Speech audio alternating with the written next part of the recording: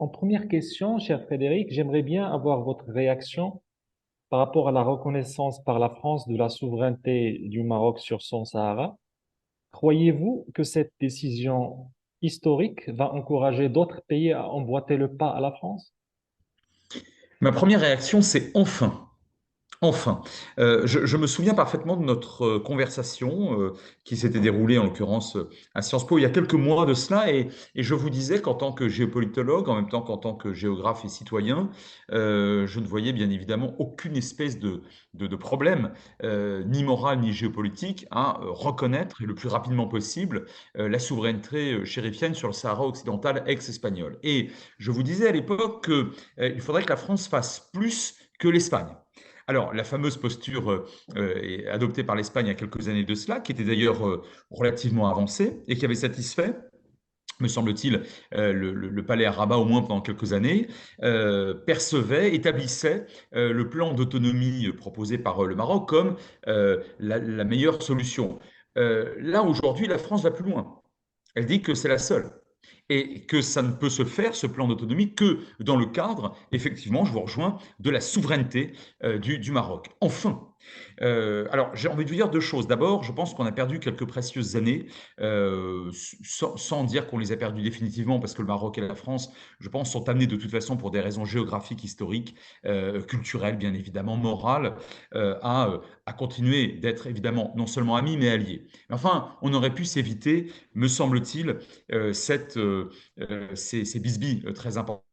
Alors, il y a d'autres moteurs, on pourrait y revenir, mais enfin ça, c'était vraiment l'une des problématiques principales. Alors, le deuxième point, pour vous répondre très concrètement, je pense que la France a encore un effet d'entraînement diplomatique suffisant pour qu'effectivement d'autres États, et notamment au sein de l'Union européenne, suivent le mouvement. Alors, moi, je ne peux pas vous garantir, je ne suis pas, comme vous le savez, diplomate, je suis un modeste universitaire, mais je crois pouvoir affirmer que, oui, autant l'Espagne n'avait pas cette capacité d'entraînement, si tant est qu'elle est d'ailleurs voulu, puisque pendant très longtemps, l'Espagne est restée seule, je ne parle pas des États-Unis, qui est un cas à part, mais l'Espagne est restée seule sur cette posture, mais aujourd'hui, la France devrait pouvoir effectivement entraîner d'autres pays. Du moins, je l'espère parce que ce serait l'illustration de sa capacité diplomatique à entraîner sur une thématique qui intéresse beaucoup de pays, notamment du sud de l'Europe, mais également des pays d'Afrique. Et je pense qu'on pourrait y revenir, et plus particulièrement d'Afrique de l'Ouest,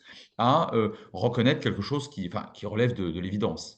Et comment interprétez-vous la réaction du régime algérien qui a immédiatement retiré son ambassadeur à Paris et tente aujourd'hui de faire pression sur la France en renvoyant systématiquement ses ressortissants qui ont été expulsés de l'Hexagone vers la France?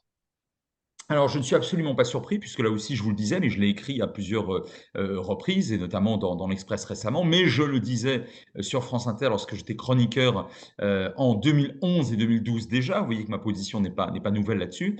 Je n'ai jamais cessé de dire que, d'abord, de rappeler que l'Algérie est un État parfaitement souverain, donc il a le droit, bien évidemment, les différents gouvernements successifs ont le droit de mener et d'opérer les politiques qu'ils semblent bonne pour le pays. Bon, premier point. Deuxième point, je disais, je rappelais que le régime, pas seulement certains gouvernements, mais le régime algérien, depuis au moins 65, maintenait un positionnement, c'est plus qu'une posture, hein. C'est véritablement un positionnement structurant, me semble-t-il, de ce régime algérien, négatif vis-à-vis de la France. Alors, il y a eu des nuances hein, selon les périodes. Il y a eu quelques tentatives de rapprochement. En général, elles venaient plutôt de Paris, notamment ces dernières années, sur le plan à la fois mémoriel, mais également sur celui des visas, sur celui du gaz naturel, sur celui des autoroutes de la Méditerranée, bref, etc.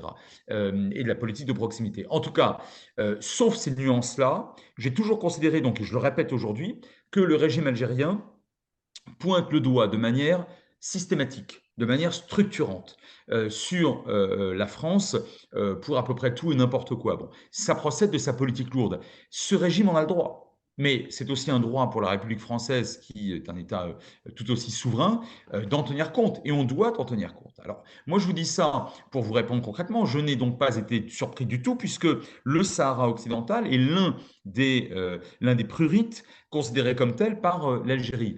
À tort pour deux raisons. D'abord parce que sur le plan historique, géographique, diplomatique, l'Algérie n'a strictement aucun début de commencement de légitimité sur ce territoire, sur cette zone. Ça, c'est, alors je veux dire, ça, je n'invente rien, c'est même unanimement reconnu dans le monde entier. Ça, c'est le premier point. Deuxième point, l'Algérie a certes le droit de soutenir des groupes ou des régimes qui lui sont favorables, ou inféodés en l'occurrence, et je pense évidemment là au Front Polisario, mais l'Algérie est quand même très malvenue d'orienter sa politique de manière extrêmement dure ou intransigeante vis-à-vis de certains États qui, eux, reconnaissent le plan d'autonomie dont on parlait tout à l'heure comme étant le seul à pouvoir être mis en œuvre à terme. Je vous dirais que le prétexte de la nouvelle position française n'est pas étonnant en tant que tel. Je veux dire par là, je reprends ma phrase, ce n'est qu'un énième prétexte pour un énième refroidissement et pour de énièmes exigences, à mon avis indues pour la plupart d'entre elles en tout cas, de la part d'Alger vis-à-vis de Paris. Et quels sont, selon vous, les principaux leviers de pression dont dispose aujourd'hui la France pour contrer ces représailles algériennes, somme toute hystériques? Alors, je vais peut-être vous surprendre, il n'y en a pas énormément. Je veux dire par là que, de la même manière que l'Algérie n'a aucun levier sérieux, et j'ose espérer qu'en France, on n'a pas considéré le contraire ces dernières années, pour imposer à la France un positionnement sur la question du Sahara ou d'autres questions d'ailleurs qui concernent le Maroc. J'ose espérer que c'est comme ça que c'est perçu à Paris, et je le crois. Il n'y a pas de levier algérien puissant. Et la preuve, c'est que la France, finalement, a décidé enfin d'adopter une posture beaucoup plus réaliste. Mais de la même manière, je ne vois pas très bien quels sont les leviers, pour reprendre votre juste expression, dont dispose Paris pour contrevenir à cette politique d'obstruction ou de menace du pouvoir algérien. Si vous voulez, l'Algérie peut très bien refuser de récupérer sur son sol des ressortissants donc que la justice française a considérés comme ne pouvant plus rester après des délits ou des crimes sur le sol français. Et comme on ne peut pas en faire des apatrides, on va pas et que la France est une démocratie, on ne va pas les envoyer contre leur gré dans d'autres pays. Ben, on est obligé de les garder sur notre sol. Je pense qu'ils seront gardés conservés sur notre sol dans un cadre juridique, judiciaire adapté, vraisemblablement emprisonnés, mais on ne peut pas faire autrement. Pour un pays comme la France, c'est pas dramatique. C'est embêtant, mais c'est pas dramatique. Et c'est certainement pas pour ça que Paris va rechanger de pied et se dire finalement et soudainement que il faudrait obtempérer à ce qu'exige l'Algérie. Et vous voyez, je vois pas très bien, malgré tout, en dépit de cela, si alors sur le plan économique, technologique, il pourrait y avoir un gel, sinon une rupture d'un certain nombre de contrats. Mais vous savez, là, notamment sur le plan du gaz naturel, au fond, la France serait aussi perdante que ne serait l'Algérie. C'est possible, hein, ça peut toujours être fait. Il peut aussi y avoir des rétorsions en termes, alors peut-être plus enfin, européennes, ou en tout cas à l'échelle européenne, quant à la politique de proximité que j'évoquais tout à l'heure, et qui concerne presque tous les pays méditerranéens, jusqu'à la Turquie, l'Arménie, la Géorgie, bon. Donc, et qui concerne bien évidemment aussi le Maroc. Bon. Alors oui, si vraiment il y avait, si pour résumer mon propos, la politique algérienne, disait la France aujourd'hui, dépassait certaines lignes rouges de la bienséance diplomatique, je pense que la France pourrait, pour le coup, peser, mais à l'échelle de l'Union européenne, sur un certain nombre de contrats liés ou sur la politique de proximité de manière générale liée à l'Algérie. Là, pour le coup, ça coûterait beaucoup plus cher à l'Algérie qu'à la France. Ça, c'est une certitude. Croyez-vous, en dernière question, il est temps de revoir ou d'abroger définitivement les accords de 68 dans ce cadre-là?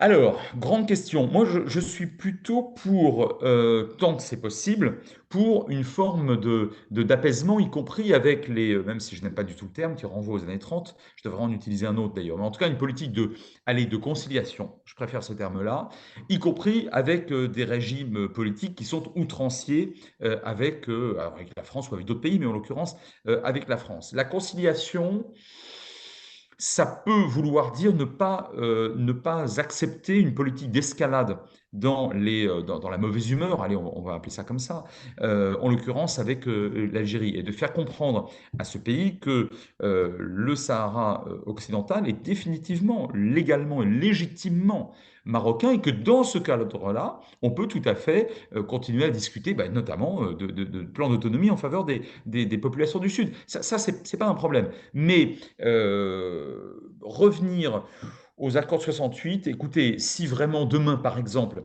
ce qu'elle ne fera pas, mais l'Algérie décidait de rompre les relations diplomatiques avec la France et de peser de manière politique, ou voire même sécuritaire, sur les intérêts français, soit dans l'Hexagone, donc en métropole, soit dans un certain nombre de pays, d'espaces, de territoires, notamment en Afrique sahélienne et subsaharienne, en visant les intérêts français, bah oui, oui, évidemment, à ce moment-là, il faudrait y revenir. Je crois qu'on n'arrivera pas jusque-là. Parce que, encore une fois, tout à l'heure, j'ai évoqué le prétexte, hein, de cette nouvelle position française sur le Sahara, saisie par le régime algérien. Alors, un prétexte, en principe, ne constitue pas, je dis bien en principe, ne constitue pas comment dirais-je, un positionnement définitif. Ce n'est pas une stratégie apocalyptique. On l'utilise pour obtenir par ailleurs, dans d'autres dossiers, telle ou telle approbation ou tel avantage, bon, en jouant finalement